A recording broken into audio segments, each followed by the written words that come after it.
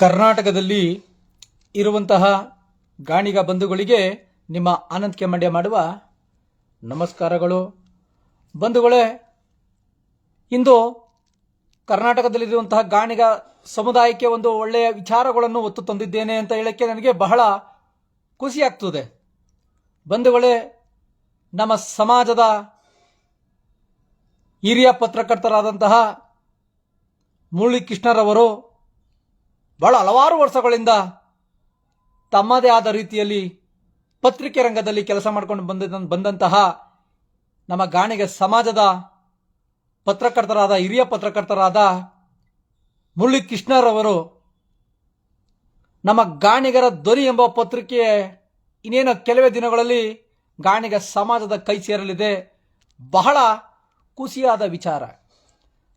ಏಕೆಂದರೆ ಮುರಳಿ ಕೃಷ್ಣರವರು ಈ ಒಂದಲ್ಲ 30 ವರ್ಷಗಳ ತಮ್ಮ ಅನುಭವ, ಪತ್ರಿಕೆ ರಂಗದ ತಮ್ಮ ಅನುಭವವನ್ನು ಇನ್ನು ಮುಂದೆ ನನ್ನ ಉಸಿರಿರುವ ತನಕ ಗಾಣಿಗರ ಏಳಿಗೆಗಾಗಿ, ಗಾಣಿಗರ ಅಭಿವೃದ್ಧಿಗಾಗಿ ನಾನು ಶ್ರಮಿಸ್ತೀನಿ. ಈ ಗಾಣಿಗರ ಧ್ವನಿ ಎಂಬ ಪತ್ರಿಕೆಯ ಮುಖಾಂತರ ಗಾಣಿಗ ಸಮಾಜದಲ್ಲಿ ಆಗು ಹೋಗುಗಳ ವಿಚಾರಗಳಿರಬಹುದು, ಗಾಣಿಗ ಸಂಘಟನೆಗಳು ನಮ್ಮ ಸಮಾಜದ ಒಳ್ಳೆದಕ್ಕೆ ಕೆಲಸ ಮಾಡದೆ ಬೇರೆ ತರ ರಂಗದಲ್ಲಿ ಹೋದರೂ ಅದರ ಎಚ್ಚರಿಸುವ ಕೆಲಸವನ್ನು ನಾವು ಮಾಡ್ತೀವಿ ಅಂತ ಈ ಪತ್ರಿಕೆಯನ್ನು ತತ್ತಿದ್ದಾರೆ. ಬಹಳ ಸಂತೋಷದ ವಿಚಾರ ಬಂಧುಗಳೇ. ಏಕೆಂದ್ರೆ ಇವರು ಒಂದು ಪತ್ರಿಕೆಯ ವಿಚಾರ, ಇವರು ವೃತ್ತಿನೇ ಪತ್ರಿಕೆಯ ರಂಗ. ಕನ್ನಡದ ಕಂದ ಮುರಳಿ ಕೃಷ್ಣ ಅಂತ ಹೇಳಿದ್ರೆ ಇಡೀ ಪತ್ರಿಕೆ ರಂಗದಲ್ಲಿ ಬಹಳ ಎಲ್ಲಾ ಪತ್ರಿಕೆ ರಂಗದಲ್ಲೂ ಬಹಳ ಹೆಸರು ಮಾಡವ್ರೆ. ಎಲ್ಲರಿಗೂ ಗೊತ್ತು, ಹಿರಿಯ ಪತ್ರಕರ್ತರಿಗೆ ಮುರಳಿ ಕೃಷ್ಣರವರು ಅಂದ್ರೆ ಪ್ರತಿಯೊಬ್ಬರು ಗೊತ್ತು. ಯಾಕೆಂದ್ರೆ ಅವರ ಬರಹ ಆಗಿರ್ತದೆ. ಅಂದು ಅವರು ರಾಜಕೀಯ ರತ್ನ ಅಂತ ಪತ್ರಿಕೆ ಮಾಡಿದ್ರು. ಯಾವ ರೀತಿಯದು ಪತ್ರಿಕೆ, ಅವರು ಒಂದು ತಿಂಗಳಲ್ಲಿ ಅವರು ಬರ್ತಾ ಇದ್ದೆ ಪತ್ರಿಕೆ ಅಂದ್ರೆ ಓದಕ್ಕೆ ಅದ್ಭುತವಾಗಿ ಎಲ್ಲರೂ ಕಾಯ್ತಿದ್ರು ಅಂತ ವಿಚಾರವಂತರು. ಹಿಂದೆ ನಾನು ಸಮಾಜ ಸೇವೆ, ಎಲ್ಲ ಜನಗಳ ಸೇವೆ, ರಾಜಕೀಯ ಸೇವೆ ಎಲ್ಲ ನನ್ನ ಇಷ್ಟು ವರ್ಷದಲ್ಲಿ ನಾನು ಮಾಡಿದ್ದೇನೆ. ವಿಶೇಷವಾಗಿ ನಾನು ಇರುವ ತನಕ ಈ ಗಾಣಿಗ ಸಮಾಜದ ಏಳಿಗೆಗಾಗಿ ನಾನು ಗಾಣಿಗರ ಧ್ವನಿ ಎಂಬ ಪತ್ರಿಕೆಯಲ್ಲಿ ಮಲಗಿರುವ ಗಾಣಿಗರನ್ನು ಮೇಲೇಳುವ ಕೆಲಸವನ್ನು ನಾನು ಮಾಡಬೇಕು ಅಂತ ಮಾಡ್ತಿದ್ದಾರೆ. ಅದು ಬಹಳ ಸಂತೋಷಕರ ವಿಚಾರ. ಹಾಗೂ ನಾನು ದೂರವಾಣಿ ಕರೆ ಮಾಡಿದೆ, ವಾಟ್ಸಪ್ಗಳಲ್ಲಿ ನೋಡಿದೆ ಗಾಣಿಗರ ಧ್ವನಿ ಅಂತ. ನಾನು ದೂರವಾಣಿ ಕರೆ ಮಾಡಿ ಸಂಪೂರ್ಣ ವಿಚಾರ ತಿಳ್ಕೊಂಡಾಗ ನನಗೆ ಬಹಳ ಖುಷಿ ಆಯಿತು. ಆದ್ರಿಂದ ಈ ಸಾಮಾಜಿಕ ಜಾಲತಾಣದಲ್ಲಿ, ಯಾಕೆಂದ್ರೆ ನಾವು ಹೋರಾಟಗಳಿರಬಹುದು, ಹಲವಾರು ನಾವು ಹೋರಾಟ, ಗಾಣಿಗ ಅಭಿವೃದ್ಧಿ ನಿಗಮ ಇರಬಹುದು, ಹಲವಾರು ವಿಚಾರಗಳನ್ನು ಈ ಸಾಮಾಜಿಕ ಜಾಲತಾಣದಲ್ಲಿ ಹಂಚಿಕೊಂಡು ಬಂದಿದ್ದೇನೆ ಇಷ್ಟು ವರ್ಷಗಳ ಕಾಲ. ಈ ವಿಚಾರ ಹಂಚ್ಕೋಬೇಕಲ್ಲ, ಬಹಳ ಒಳ್ಳೆಯ ವಿಚಾರ ಅಲ್ವಾ? ಗಾಣಿಗರ ಪತ್ರಿಕೆ ನಿರಂತರವಾಗಿ ಓಡಬೇಕಾದ್ರೆ ಗಾಣಿಗ ಸಮಾಜದ ಒಂದು ಸಹಕಾರ ಬೇಕು. ಅಂತ ಸಹಕಾರವನ್ನು ನಾವು, ನೀವು, ಇಡೀ ಸಮಾಜ ಕೊಡೋಣ. ಇವರು ಗಾಣಿಗರ ಪರವಾಗಿರ್ತಾರೆ, ಗಾಣಿಗರಿಗಾಗಿ ನಿಲ್ತಾರೆ. ಗಾಣಿಗ ನಮ್ಮ MLA ಇರಬಹುದು, ಸಚಿವರುಗಳು ಇರಬಹುದು, ಮಾಜಿ ಸಚಿವರು ಯಾರೇ ಇರಬಹುದು, ಅವರು ತಪ್ಪು ಮಾಡಿದರೆ ಇದು ತಪ್ಪಿನ ಕೆಲಸ ಎಂದು ಬರೆಯುವ ಗುಣಗಳು ಇವರಲ್ಲಿದೆ. ಯಾರಿಗೂ ಹೆದರುವ ವ್ಯಕ್ತಿಗಳಲ್ಲ, ಯಾವುದೇ ಬೆದರಿಕೆ ಕರೆಗೆ ಎದುರು ಓಡುವ ವ್ಯಕ್ತಿಯಲ್ಲ. ನಿಷ್ಠೆಗಾಗಿ ಇಲ್ಲಿಯವರೆಗೂ ಇವರು ಬರಹವನ್ನು ಬರೆದಿದ್ದಾರೆ. ಇನ್ನು ನಮ್ಮ ಸಮಾಜಕ್ಕಾಗಿ ಬರೀತಾರೆ. ನಾವೆಲ್ಲರೂ ಕೈ ಜೋಡಿಸೋಣ, ಇವರಿಗೆ ಶಕ್ತಿ ತುಂಬುವ ಕೆಲಸ ನಾವೆಲ್ಲರೂ ಮಾಡೋಣ. ಸಮಾಜವನ್ನು ಅಭಿವೃದ್ಧಿಯ ಕೆಲಸಕ್ಕೆ ಕೊಂಡೋಗಲು ಇವರು ಸಹಕಾರ ಬಹಳ ಮುಖ್ಯ. ಈ ಪತ್ರಕರ್ತರು ಬರೀತಾರಲ್ಲ, ಒಂದೊಂದು ಪದಗಳಲ್ಲಿ ಅದ್ಭುತ ನಾಯಕರಾಗುವಂತಹ ಲೇಖನ ಇರ್ತವೆ.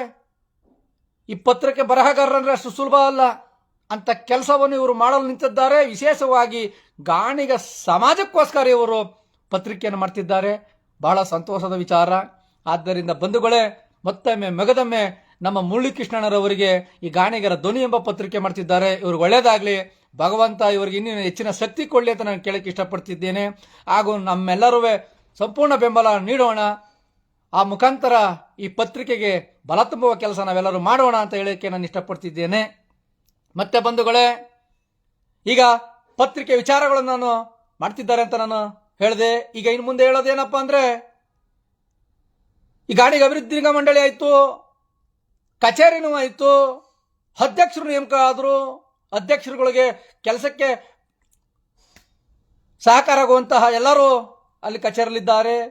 ಆದ್ರೆ ಅನುದಾನ ಬಂದಿಲ್ಲ. ಮುಖ್ಯಮಂತ್ರಿಗಳಾದ DK ಶಿವಕುಮಾರಣ್ಣನವರೇ, ನೀವು ಈ ಕೂಡಲೇ ಗಾಣಿಗ ಸಮಾಜಕ್ಕೆ ಅಭಿವೃದ್ಧಿ ನಿಗಮಕ್ಕೆ ಅನುದಾನ ಕೊಡುವ ಕೆಲಸ ಮಾಡಬೇಕು. ಆನ್ಲೈನ್ ಮುಖಾಂತರ ಸಾಲ ಸೌಲಭ್ಯ ಹೋಗುವ ಕೆಲಸ ಆಗಬೇಕು. ನೀವೇನಾದರೂ ನೆಪಕ್ಕೆ ಮಾತ್ರ ಅಧ್ಯಕ್ಷರನ್ನು ಕೂರಿಸ್ಬಿಟ್ಟು ಅವರಿಗೆ ಅನುದಾನ ಕೊಡದೆ ಕೆಲಸಗಳು ಮಾಡದ ರೀತಿ ಕುಳಿಸ್ಬಿಟ್ರೆ ಸಮಾಜ ಅಭಿವೃದ್ಧಿ ಯಾವ ರೀತಿ ಮಾಡ್ತಾರೆ ನಮ್ಮ ಗಾಣಿಗ ಸಮಾಜದ ಅಧ್ಯಕ್ಷರುಗಳು? ಯಾವ ರೀತಿ ಆನ್ಲೈನ್ ಅರ್ಜಿಗೆ ಕರೆ ಕೊಡಕ್ಕಾಗ್ತದೆ? ಆದ್ರಿಂದ ನೀವೇನಾರು ಈ ಕೂಡಲೇ ಗಾಣಿಗ ಅಭಿವೃದ್ಧಿ ನಿಗಮಕ್ಕೆ ಅನುದಾನ ಕೊಡಲಿಲ್ಲ ಅಂದ್ರೆ ರಾಜ್ಯದಾದಂತಹ ಅನುದಾನ ಹಾಕುವ ಚಳವಳಿ ನಡೀತದೆ. ಇದು ಬೇಕಾ ಮುಖ್ಯಮಂತ್ರಿಗಳಾದ ಡಿ.ಕೆ. ಶಿವಕುಮಾರ್ ಅವರೇ? ಕಣ್ಣಾಡಿಸ್ಬೇಕು. ಹಲವಾರು ಅಭಿವೃದ್ಧಿ ನಿಗಮಗಳನ್ನು ಸ್ಥಾಪನೆ ಮಾಡಿದ್ದೀರಿ. ಹಲವಾರು ಅಭಿವೃದ್ಧಿ ನಿಗಮ ಮಂಡಳಿಯನ್ನು ನೀವು ಘೋಷಣೆ ಮಾಡಿ ಕಚೇರಿ ಕೊಟ್ಟಿದ್ದೀರಿ. ನಿಮ್ಮ ಸರ್ಕಾರನೇ, ನೀವಿರ್ಬೋದು, ಸಿದ್ದರಾಮಯ್ಯ ಇರ್ಬೋದು, ಹೋದ ಮುಖ್ಯಮಂತ್ರಿ. ಅದು ಬರಲ್ಲ. ಮಾಡಿರುವುದು ನಿಮ್ಮ ಸರ್ಕಾರ. ಬಹಳ ಖುಷಿಯ ಸಂಗತಿ. ಆದ್ರೆ ಹೆಸರಿಗೆ ಅಧ್ಯಕ್ಷರುಗಳು ಮಾಡ್ಬಿಟ್ಟು, ಹೆಸರಿಗೆ ಕಚೇರಿಗಳು ಮಾಡ್ಬಿಟ್ಟು ಅನುದಾನಗಳನ್ನು ಕೊಡ್ಲಿಲ್ಲ ಅಂದ್ರೆ ಗಾಣಿಗರು ಸಾಲ ಸೌಲಭ್ಯ ಎಲ್ಲಿ ತಗೋಬೇಕು? ಆ ನಿಟ್ಟಿನಲ್ಲಿ ಹೆಜ್ಜೆ ಹಾಕ್ಬೇಕಲ್ವಾ? ತಟ್ಟೆ ಕೊಟ್ಬಿಟ್ಟು ಕುಣಿಸ್ಬಿಟ್ಟು ತಟ್ಟೆಗೆ ಅನ್ನ ಸಾಂಬಾರ್ ಹಾಕ್ಲಿಲ್ಲ ಹೊಟ್ಟೆ ತುಂಬುತ್ತದ? ಬರೀ ತಟ್ಟೆ ನೋಡ್ಕೊಂಡು ಕೊಟ್ಟವ್ರೆ ತಟ್ಟಯ್ಯ. ಮುಖ್ಯಮಂತ್ರಿ ಸಿದ್ದರಾಮಯ್ಯ ಕೊಟ್ಟವ್ರೆ ತಟ್ಟಯ್ಯ. ಮಾಜಿ ಈಗ ಹಾಲಿ ಮುಖ್ಯಮಂತ್ರಿ ಡಿ.ಕೆ. ಶಿವಕುಮಾರ್ ಅವ್ರು ಕೊಟ್ಟವ್ರೆ ತಟ್ಟಯ್ಯ. ತಟ್ಟೆ ಅಂತ ಕಣ್ಗೊತ್ಕೋಬೇಕಾ ಡಿ.ಕೆ. ಶಿವಕುಮಾರ್ ಅವರೇ? ಈ ಕೂಡಲೇ ನಮ್ಮ ಸಮಾಜದ ಬಂಧುಗಳು ಅತಿ ಹೆಚ್ಚು ವಿಡಿಯೋ ಶೇರ್ ಮಾಡಿ ಹಾಗೂ ಸಂಘಟನೆ ಕಟ್ಟಿರುವ ಗಾಣಿಗರು ಸಿಡಿದೇಳಬೇಕು. ನೋಡ್ಬೋದು, ನಾವು ಜಾತಿ ಮಾಡೋದು ಬೇಡ. ಆದ್ರೆ ಹಲವಾರು ಸಮುದಾಯದವರು ಜಾತಿಗಳು ಮಾಡ್ತಾರೆ. ರಾಜಕಾರಣಿಗಳು ಜಾತಿ ಮಾಡ್ತಾರೆ. ಜಾತಿಗಳ PA ಮಡಿಕತ್ತಾರೆ, ಜಾತಿಗಳ PS ಮಡಿಕತ್ತಾರೆ, ಜಾತಿಗಳ ಅಧಿಕಾರಿಗಳು ಮಡಿಕತ್ತಾರೆ. ಯಾಕೆ ಸ್ವಾಮಿ? ಭಾಷಣ ಮುಗಿಯುವಾಗ ಮಾತ್ರ ನಾನು ಎಲ್ಲಾ ಜಾತಿಗೆ ಸೀಮಿತ ಅಂತ ಭಾಷಣ ಬಿಗಿತಾರೆ. ಅಧಿಕಾರ ಸಿಕ್ಕಿದ ಮೇಲೆ ತಮ್ಮ ತಮ್ಮ ಸಮುದಾಯದವರನ್ನೇ PAಗಳು PS ಒಳ್ಳೊಳ್ಳೆ ಸ್ಥಾನಮಾನಕ್ಕೆ ಕೂರಿಸುವ ವಿಚಾರ ಎಲ್ಲ ಇಡೀ ಜನಗಳಿಗೆ ಗೊತ್ತು. ಆ ನಿಟ್ಟಿನಲ್ಲಿ ಈಗ 10ನೇ ತಾರೀಕೆ ಈಗ ಸಚಿವ ಸಂಪುಟ ತಿರ್ಗೊಂದು ಹೊಸ ಇನ್ನು 20 ಜನಕ್ಕೆ ಆಯ್ಕೆ ಮಾಡ್ತಾರೆ. ಅದರಲ್ಲಿ ಲಕ್ಷ್ಮಣ್ ಸಹೋದರಿಗೆ ಆಗ್ಲೇಬೇಕು. ಡಿ.ಕೆ. ಶಿವಕುಮಾರಣ್ಣರವರೇ. ಭದ್ರಾವತಿ ಶಾಸಕರಾದಂತ ಸಂಗಮೇಶಣ್ಣವ್ರಿಗೆ ಆಗ್ಬೇಕು. ಇಬ್ರಿಗೂ ಕೊಡಿ. ಪೂರ್ವ, ಪಶ್ಚಿಮ, ಉತ್ತರ, ದಕ್ಷಿಣದಲ್ಲಿ ಗಾಣಿಗರಿದ್ದೇವೆ. ನೀವೇ ಹೊಡೆದಾಡಿದ್ರಿ. ಆ ಕಡೆ ಗಾಣಿಗರು, ಈ ಕಡೆ ಗಾಣಿಗರು ಅಂತ ನಾವು ಹೊಡೆದಾಡ್ಲಿಲ್ಲ. ರಾಜಕಾರಣಿಗಳೇ ಗಾಣಿಗರೆಲ್ಲ ಒಂದಾಗ್ಬಿಟ್ರೆ ಲಕ್ಷ ಗಟ್ಟಲೆ ಜನಸಂಖ್ಯೆ ಒಂದಾಗ್ತದೆ. ಅದನ್ನು ಒಗ್ಗೂಡಿಸಬಾರದು ಗಾಣಿಗ ಸಮಾಜ ಅಂತ ಭೇದ ಭಾವ ಮಾಡಿದ್ರೆ ಇದ್ದಮ್ಮ ಗೊತ್ತು. 16-17 ವರ್ಷ ಸತತವಾಗಿ ಗಾಣಿಗ ಸಮಾಜಕ್ಕೆ ಹೋರಾಟ ಮಾಡುತ್ತಿರುವಂತ ನಮ್ಗೆ ಗೊತ್ತು. ಸಿದ್ದು ನ್ಯಾಮಗೌಡರಿದ್ದಾಗ ಏನೇನ್ ರೀತಿ ಮಾಡಿದ್ರು ಇದೇ ನಮ್ಮ ಮಾಜಿ ಮುಖ್ಯಮಂತ್ರಿಗಳಾದ ಸಿದ್ದರಾಮಯ್ಯ ಅನ್ನೋದು ಗೊತ್ತು. ಇದು ಸಮಾಜಕ್ಕೆ ಅರ್ಥ ಆಗ್ಬೇಕು. ಸಮಾಜದ ಯುವಕರಿಗೆ ಅರ್ಥ ಆಗ್ಬೇಕು. ಸಮಾಜದ ತಾಯಂದಿರಿಗೆ ಅರ್ಥ ಆಗ್ಬೇಕು. ಸಮಾಜದ ರಾಜಕೀಯ ನಾಯಕರಿಗೆ ಅರ್ಥ ಆಗ್ಬೇಕು. ಸಮಾಜದ ಪ್ರತಿಯೊಬ್ಬ ವ್ಯಕ್ತಿಗಳಿಗೆ ತಿಳಿಬೇಕು. ಒಡೆದಾಡುತ್ತಿರುವುದು ಗಾಣಿಗರ ಸಮಾಜದ ಸಂಘಟನೆಗಳಲ್ಲ, ಇಡೀ ಸಮಸ್ತ ಕರ್ನಾಟಕ ಗಾಣಿಗರು ಒಂದಾದ್ರೆ ಅತಿಯಾದ ಜನಸಂಖ್ಯೆ ಆಗ್ತದಂತ ದೊಡ್ಡ ದೊಡ್ಡ ಸಮಾಜದ ರಾಜಕಾರಣಿಗಳು ಕುತಂತ್ರ ಮಾಡ್ತಿದ್ದಾರೆ. ಅದಕ್ಕೆ ಅವಕಾಶ ಮಾಡಿಕೊಡಬಾರದು. ನಾವು ರಾಜ್ಯದಲ್ಲಿ ಯಾವುದೇ ಒಳಪಂಗಡವಿಲ್ಲ. ಗಾಣಿಗ ಎಂದೊಡನೆ ನಾವೆಲ್ಲ ರಾಜ್ಯದ ಗಾಣಿಗರು ಒಂದೇ. ಚಾಮರಾಜನಗರದಿಂದ ಹಿಡಿದು ಬೀದರ್ ತನಕ ಇರುವಂತಹ ಗಾಣಿಗರು ನಮ್ಮವರೇ. ನಮ್ಮವರೆಂದರೆ ಬಡತನದಲ್ಲಿರುವ ಗಾಣಿಗರಿಗೆಲ್ಲ ಅಭಿವೃದ್ಧಿನ ಹೊಂದಿರಬೇಕು ಅಂತ ಕೆಲಸವನ್ನು ಸರ್ಕಾರದಿಂದ ಮಾಡಿಸಬೇಕು ಎಂಬುದು ನಮ್ಮಲ್ಲಿ ಬರಬೇಕು. ಆ ನಿಟ್ಟಿನಲ್ಲಿ ಯುವಕರುಗಳು ಮನಸ್ಸಲ್ಲಿ ಬರಬೇಕು. ಒಳಪಂಗಡವನ್ನು ಅಳಿಸಬೇಕು. ಗಾಣಿಗ ಎಂಬುದನ್ನು ನಿಲ್ಲಿಸಬೇಕು. ಒಳಪಂಗಡ ನಮ್ಮಲ್ಲಿಲ್ಲ, ಗಾಣಿಗ ಎಂಬುವ ಪದ ನಮ್ಮಲ್ಲಿದೆ. ಮುಖ್ಯಮಂತ್ರಿ ಡಿ.ಕೆ. ಶಿವಕುಮಾರ್ ಅವರೇ, ಗಾಣಿಗ ಎಂಬ ಪದಕ್ಕಾಗಿ ನೀವು ಅಭಿವೃದ್ಧಿ ನಿಗಮಕ್ಕೆ ನೀವು ಅನುದಾನ ಹಾಕಿ ಇಡೀ ಸಮಸ್ತ ಗಾಣಿಗರ ಬಡವರು ಅಭಿವೃದ್ಧಿ ಹೊಂದಿ ಮುಂದುವರಿದ ಜನಾಂಗ ನಾವು ಆಗ್ತೀವಿ. ನಿಮಗೆ ನಾವು ಜೈಕಾರ ಆಗ್ತೀವಿ ಅನ್ನೋ ಲೆಕ್ಕಾಚಾರದಲ್ಲಿ ಹೋಗ್ಬೇಕು. ಆ ಕೆಲಸ ನೀವು ಮಾಡಬೇಕು ಮುಖ್ಯಮಂತ್ರಿ ಡಿ.ಕೆ. ಶಿವಕುಮಾರ್ ಅವರೇ. ಅಂತ ಕೆಲಸ ಯಾರು ಮಾಡ್ತಾರೆ ಈಗ ಅಂದ್ರೆ ಬರವಣಿಗೆ ಮುಖಾಂತರ ನಮ್ಮ ಪತ್ರಕರ್ತರು ಮಾಡ್ತಾರೆ. ಗಾಣಿಗರ ಧ್ವನಿ ಎಂಬ ಪತ್ರಕರ್ತರು ಮಾಡ್ತಾರೆ. ಮುರಳೀಕೃಷ್ಣಣ್ಣರವರು ಅದ್ಭುತ ಬರಹಗಾರರವರು. ಅವರ ವೃತ್ತಿನೇ ಪತ್ರಿಕೆ ರಂಗ. ರಾಜಕೀಯ ರತ್ನ ಅಂತ ಪತ್ರಿಕೆಯಲ್ಲಿ ಅದ್ಭುತವಾದ ಕೆಲಸಗಳು ಮಾಡ್ಕೊಂಡು ಬಂದು ಮಲಗಿರುವವರನ್ನು ರಾಜಕಾರಣಿಗಳು ಮೇಲೆ ಇಳಿಸಿದ್ದಾರೆ. ಆ ಅಭಿವೃದ್ಧಿ ಕೆಲಸಕ್ಕೂ ಅವರು ಬರವಣಿಗೆ ಮಾಡ್ತಾರೆ. ಈಗ ಆನಂದ್ ಕೆಮ್ಮಂಡರವರು ಸಾಮಾಜಿಕ ಜಾಲತಾಣದಲ್ಲಿ ಮಾಡ್ತೀವಿ ಅಂದ್ರೆ ಏನ್ ಕೇಂದ್ರ ಹೇಳ್ತಾ ಇರ್ಬೇಕಲ್ಲ. ನೆನ್ನೆ ಮೊನ್ನೆದು ಆನಂದ್ ಮಂಡ್ಯದವ್ರದ್ದು ಸಾಮಾಜಿಕ ಎಲ್ಲನ್ನೇ ಆಗ್ತದೆ. ಸಮಾಜದ ಒಳ್ಳೆ ವಿಚಾರಗಳನ್ನು ಸಾಮಾಜಿಕ ಜಾಲತಾಣದಲ್ಲಿ ಹೇಳ್ಕೊಂಡು ಬರ್ತಿರ್ತೀನಿ. ನಿಮ್ಗೆಲ್ಲ ಗೊತ್ತಿರೋ ವಿಚಾರ. ಯಾಕಪ್ಪ ಅಂದ್ರೆ ನಾವೇನಾದ್ರೂ ನಾವು ಏರುದಲ್ಲಿ ಆಮೇಲೆ ಈಗ ಹಲವಾರು ಹೋರಾಟಗಳಾದವು. ಲಕ್ಷ್ಮಣ್ ಸಹೋದರಿಗೆ ಸಚಿವ ಸ್ಥಾನ ಕೊಡಬೇಕು, ಡಿ ಕೆ ಶಿವಕುಮಾರ್ ಸಾಹೇಬ್ರಿಗೆ, ಇದು ಡಿ ಕೆ ಶಿವಕುಮಾರ್ ಅಂತೀನಿ, ನಮ್ಮ ಸಂಗಮೇಶನ್ ಅವರಿಗೆ ಸಚಿವ ಸ್ಥಾನ ಕೊಡಬೇಕು ಅಂತ ಹಲವಾರು ಜಿಲ್ಲೆಗಳಲ್ಲಿ ಹೋರಾಟಗಳು ಅದು. ಇದು ಗಮನಿಸಿದೆ ಸರ್ಕಾರ. ಗಾಣಿಗಳು ಸಿಡಿದೆದ್ದರೆ ಯಾವ ರೀತಿ ಹೋರಾಟ ಮಾಡ್ತಾರೆ ಅಂತ ಇಡೀ ಎಲ್ಲ ಜಿಲ್ಲೆಗಳಲ್ಲಿ ಹೋರಾಟಗಳು ನಡೆದು ಈಗ ನೆಕ್ಸ್ಟ್ ಅನುದಾನಕ್ಕೆ ದೊಡ್ಡ ಹೋರಾಟ ಸಿದ್ಧವಿದೆ. ಡಿ ಕೆ ಶಿವಕುಮಾರ್ ಅವರೇ, ಅದಕ್ಕೆ ಅವಕಾಶ ಮಾಡಿಕೊಡ್ಬೇಡಿ. ಹೋರಾಟವನ್ನು ತಡೆಯುವ ಕೆಲಸ ನೀವು ಮಾಡಿ. ಯಾವ್ಯಾವ ಸಮುದಾಯಗಳಿಗೆ ನೀವು ಅಭಿವೃದ್ಧಿ ನಿಗಮಗಳನ್ನು ಕೊಟ್ಟಿದ್ದೀರಿ, ಆ ಸಮುದಾಯಗಳಿಗೆ ಜನಸಂಖ್ಯೆ ಒಳಪಂಗಡ ಇಲ್ಲದೆ ಇಂತಿಂತ ಇಷ್ಟು ಜನಸಂಖ್ಯೆ ಇದೆ, ಅವ್ರಿಗೆ ಅನುದಾನ ಸಿಕ್ಬೇಕು ಅಂತ ನೀವೇ ಪ್ರಾಮಾಣಿಕವಾಗಿ ಅನುದಾನಗಳಾಕಿ. ಆಗ ಹೋರಾಟದ ಬಿಸಿ ನಿಮ್ಮ ಸರ್ಕಾರಕ್ಕೆ ಬರುವುದಿಲ್ಲ, ನಿಮಗೆ ಆಡಳಿತದ ಬಿಸಿ ಮಾತ್ರ ಇರ್ತದೆ. ನೀವೇನಾದ್ರು ತಾರತಮ್ಯ ಮಾಡಿದ್ರೆ ಹೋರಾಟದ ಬಿಸಿ ಬಂದು ಆಡಳಿತದ ತಲೆ ಬಿಸಿ ಆಗ್ತದೆ. ಮುಖ್ಯಮಂತ್ರಿ ಡಿ ಕೆ ಶಿವಕುಮಾರ್ ಅವರೇ, ಇದು ನೇರವಾಗಿ ಹೇಳ್ತೀವಿ, ಅನುದಾನಗಳು ಹಾಕ್ಬೇಕು. ಹಾಗೂ ನಮ್ಮ ಗಾಣಿಗ ಅಭಿವೃದ್ಧಿ ನಿಗಮ ರಾಜ್ಯಾಧ್ಯಕ್ಷರವರು, ಇಡೀ ಅಧ್ಯಕ್ಷರಾಗಿರುವಂತಹ ನಿಗಮದ ಅಧ್ಯಕ್ಷರಾಗಿರುವಂತಹ ಅನಂತಣ್ಣವರು ರಾಜ್ಯ ಸುತ್ತಬೇಕು, ವರದಿಗಳನ್ನು ತರಬೇಕು. ಆ ಕೆಲಸ ಮಾಡ್ಬೇಕಾದ್ರೆ ಅನುದಾನ ಬೇಕಲ್ಲ ನಿಗಮಕ್ಕೆ. ಅವರು ವರದಿ ಸಿದ್ಧ ಮಾಡ್ತಾರೆ. ಚಾಮರಾಜನಗರದಿಂದ ಬೀದರ್ ತನಕ ಗಾಣಿಗರು ಎಷ್ಟು ಬಡವರಿದ್ದಾರೋ, ಎಷ್ಟು ಕಷ್ಟಪಡ್ತಾರೋ ಅಂತ ಒಂದು ವರದಿ ಸಿದ್ಧ ಮಾಡ್ತದೆ. ಅಧ್ಯಕ್ಷರಾದವರು ವರದಿ ಸಿದ್ಧ ಮಾಡಿ ಸರ್ಕಾರದ ಗಮನಕ್ಕೂ ತರ್ತದೆ. ಸ್ವಾಮಿ, ನೀವು ಇಷ್ಟು ಕೋಟಿ ಕೊಟ್ಟಿದ್ದೀರಿ ಅನುದಾನವನ್ನು, ಇನ್ನೂ ಅತಿ ಹೆಚ್ಚು ಕೋಟಿ ಬೇಕು, ಬಡವರಿದ್ದೀವಿ ಅಂತ ಒಂದು ವರದಿ ಸಿದ್ಧ ಮಾಡಕ್ಕೆ ಈಗ ಬೇಕಲ್ಲ ಅನುದಾನ ಅಂತ ಕೆಲಸ ಮಾಡಿ ಅಂತ ಹೇಳಕ್ಕೆ ಇಷ್ಟಪಡ್ತೀನಿ.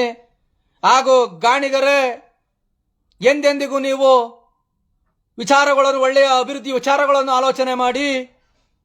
ಗಾಣಿಗರ ಅನ್ಯಾಯವಾದಾಗ ಹೋರಾಟ ಮಾಡುವ ಪರಿಸ್ಥಿತಿ ಬಂದಾಗ ನಾವು ಹೋರಾಟ ಮಾಡ್ತೀವಿ, ನಮ್ಮ ಮಕ್ಕಳನ್ನ ಪಡ್ಕತ್ತೀವಿ ಅನ್ನೋದಂತೂ ಹಠ ಛಲ ಇರಬೇಕು. ಮತ್ತೊಮ್ಮೆ ಹೇಳ್ತೀನಿ, ಹೋರಾಟ ಇಲ್ಲದ ಸಮಾಜ ಸತ್ತದ ಎಣದ ರೀತಿ. ಈಗ ನಾನು ಸಿರುಗುಪ್ತ ತಾಲೂಕ್ದವ್ರು ಮಾಡಿದ್ರು ಸರಣು ಅಂತ, ಅಣ್ಣ ನನಗೆ ಗಾಣಿಗ ಅಂತ ಇದ್ರು, ನನಗೆ 2 ವೇ ಕೊಡ್ತಲ್ಲ ಅಂತ ದೂರವಾಣಿ ಕರೆ ಮಾಡಿದ್ರು ಬಳ್ಳಾರಿಯಿಂದ. ಜಸ್ಟ್ 1 ಗಂಟೆ ಟೈಮ್ ಆಯ್ತು. ನಾನು ಹೇಳಿದೆ, RT ಹಾಕಿ 2 ವರ್ಷದಿಂದ ನೀವು ಗಾಣಿಗರಿಗೆ ಏನೇನು ಇದು RT ಹಾಕ್ಬಿಟ್ಟು 2 ವೇ ಅಲ್ಲಿ ಯಾರ್ಯಾರಿಗೆ ಕೊಟ್ಟಿದ್ದೀರಿ ಮಾಹಿತಿ ಕೇಳಿ. ಗಾಣಿಗರಿಲ್ವಾ? ಒಂದು ರಾಜ ಮಹಾರಾಜರ ಕಾಲದಿಂದಲೂ ಒಂದು ಗ್ರಾಮದಲ್ಲಾರ ಒಂದು ಗಾಣ ಇತ್ತು, ಎಣ್ಣೆ ಆಡಿಸ್ತಿದ್ರು ಗಾಣಿಗರು. ನಮ್ದು ಕಾಯಕ ಸಮಾಜ. ಹಂಗಾದ್ರೆ ಆ ಕಡೆ ಬಳ್ಳಾರಿ ಕಡೆ ಗಾಣಿಗರೇ ಇಲ್ವಾ? ಏನಾರ ಇಲ್ಲಿಂದನೇ ಎಣ್ಣೆ ಏನಾರ ಹಾಕಿ ಕಳಿಸ್ಬಿಡ್ತಿದ್ರ? ಇದು ಅರ್ಥ ಮಾಡ್ಕೋಬೇಕು. ಅಲ್ಲಿ ಅಕ್ಕಪಕ್ಕ ಒಂದು 2-3 ಗ್ರಾಮದಲ್ಲಿದ್ದವರು ಬೇರೆ ಬೇರೆ ಗ್ರಾಮಗಳಲ್ಲಿ ಗಾಣಗಳು ಇದ್ದೇ ಇರ್ತಿದ್ವು, ಗಾಣಿಗರು ಇದ್ದೇ ಇರ್ತಿದ್ರು, ಎಣ್ಣೆ ಆಡಿಸುವ ಕಾಯಕ ಕೆಲಸ ಮಾಡ್ತಿದ್ರು. ಇದನ್ನ ಅರ್ಥ ಮಾಡಕ್ ಸ್ಥಳೀಯ ತಹಸೀಲ್ದಾರ್ಗಳು ಇದ್ರು, ಕರೆಕ್ಟ್ ಗಾಣಿಗರು ಕೊಡಬೇಕು 2 ವೇ ಅಂತ ಪ್ರಾಮಾಣಿಕವಾಗಿ. ಯಾವ ದೊಡ್ಡ ರಾಜಕಾರಣಿಗಳು ಗಾಣಿಗರು ಒಂದಾಗಬಾರ್ದು ಅಂತ ಹೇಳಿ ದೂರವಾಣಿ ಕಾರ್ಯ ಮಾಡಿದಾಗ ನೀವು ಸಿದ್ಧಾಂತವಾಗಿ ನಿಮ್ಮ ಕೆಲಸ ಕಾರ್ಯಕ್ಕೆ ನೀವು ಅದ್ಭುತ ಗೌರವ ಕೊಡ್ಕೊಂಡು, ಯಾವ ರಾಜಕಾರಣಿಗಳು ಫೋನ್ ಮಾಡ್ರು ಪರವಾಗಿಲ್ಲ, ಇವ್ರು ಗಾಣಿಗರಿದ್ದಾರೆ 2 ವೇ ಕೊಡಬಹುದು, ಅವ್ರಿಗೆ ನಾವು ಅಡೆತಡೆ ಮಾಡಬಾರ್ದು, ಯಾವುದೇ ಒಂದು ದೂರವಾಣಿ ಕರೆಗೆ ಎದುರಬಾರ್ದು. ಇವ್ರು ಗಾಣಿಗರಂತ ನಿಜವಲ್ಲೂ ನೀವು ಪ್ರಾಮಾಣಿಕವಾಗಿ 2 ವೇ ಕೊಡುವ ಪ್ರಮಾಣ ಪತ್ರವನ್ನು ಕೆಲಸ ಮಾಡಬೇಕಲ್ಲ, ಅದನ್ನು ಮಾಡ್ತಾ ಇಲ್ಲ ಅಧಿಕಾರಿಗಳು. ಆದ್ದರಿಂದ ಅಂತ ಜಾಗಕ್ಕೆಲ್ಲ ನಾವೆಲ್ಲ ಹೋಗಿ ಹೋರಾಟ ಮಾಡಬೇಕು. ಆ ಹೋರಾಟ ಮಾಡಬೇಕಂದ್ರೆ ಎಲ್ಲರೂ ಶಕ್ತಿ ತುಂಬಬೇಕು. ಹೋರಾಟಗಾರರು ಮಾಡುವಂತಹ ಇದಕ್ಕೆ ಶಕ್ತಿ ತುಂಬಬೇಕು, ನಿಮ್ಮ ಸಹಕಾರ ಬೇಕು, ನಿಮ್ಮ ಬೆಂಬಲ ಬೇಕು. ಆ ನಿಟ್ಟಿನಲ್ಲಿ ನೀವು ಹೆಜ್ಜೆ ಹಾಕ್ರಿ, ನಾವು ನಿಮ್ಮ ಜೊತೆ ಇರ್ತೀವಿ. ಏನೂ ಇಲ್ಲ ಜೀವನದಲ್ಲೇನೂ ಇಲ್ಲ, ಇರೋ ತನಕ ಸಮಾಜದ ಸೇವೆಯನ್ನು ನಿಷ್ಠೆಯಲ್ಲಿ ಮಾಡ್ಕೊಂಡು ಬರಬೇಕು. ನಾವು ಅದ್ಭುತವಾಗಿ ಮನೆ ಕಡೆನೂ ಅದ್ಭುತವಾಗಿ ನೋಡ್ಕೊಳ್ಳೋಣ, ಕೆಲಸ ಕಾರ್ಯಗಳು ಸಮಾಜಕ್ಕೋಗಿ ಮಾಡೋಣ, ಆ ರೀತಿನ ಮಾಡೋಣ. ಸಮಾಜಕ್ಕೆ ಅನ್ಯಾಯವಾದರೆ ಸಿಡಿದೇಳುವ ಗಾಣಿಗರು ನಾವಾಗಬೇಕು. ಆ ನಿಟ್ಟಿನಲ್ಲಿ ನಾವೆಲ್ಲ ಹೆಜ್ಜೆ ಹಾಕೋಣ. ಮುಖ್ಯಮಂತ್ರಿ ಡಿ ಕೆ ಶಿವಕುಮಾರ್ ಅವರೇ, ಗಾಣಿಗ ಅಭಿವೃದ್ಧಿ ನಿಗಮಕ್ಕೆ ನೀವು ಅನುದಾನವನ್ನು ಸಂಪೂರ್ಣವಾಗಿ ಹಾಕುವ ತನಕ ನಿಮಗೆ ಧಿಕ್ಕಾರ ಧಿಕ್ಕಾರ ಧಿಕ್ಕಾರ. ನೀವೇನಾರ ಅಭಿವೃದ್ಧಿ ಆಗುವಂತ ಅನುದಾನ ಹಾಕಿದ್ರೆ ಜೈಕಾರ. ಅಲ್ಲಿಯ ತನಕ ಈ ಸಾಮಾಜಿಕ ಜಾಲತಾಣದಲ್ಲಿ ಸಮಸ್ತ ಕರ್ನಾಟಕ ಗಾಣಿಗ ಬಂಧುಗಳಿಂದ ಧಿಕ್ಕಾರ ಧಿಕ್ಕಾರ ಧಿಕ್ಕಾರ ಹೇಳುತ್ತಾ ನನ್ನ ಮಾತಿಗೆ ವಿರಾಮ ಹೇಳ್ತಿದ್ದೇನೆ. ಗಾಣಿಗ ಗಾಣಿಗ, ಜೈ ಜೈ ಗಾಣಿಗ.